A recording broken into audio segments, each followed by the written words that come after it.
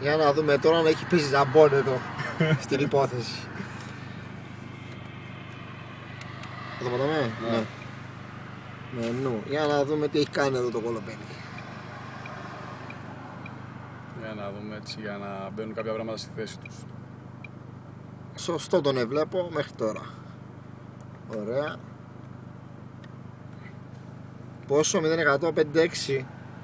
Ρε φίλε, μήπως μπήκαμε σε λάθος αμάξι. Για να δούμε εδώ.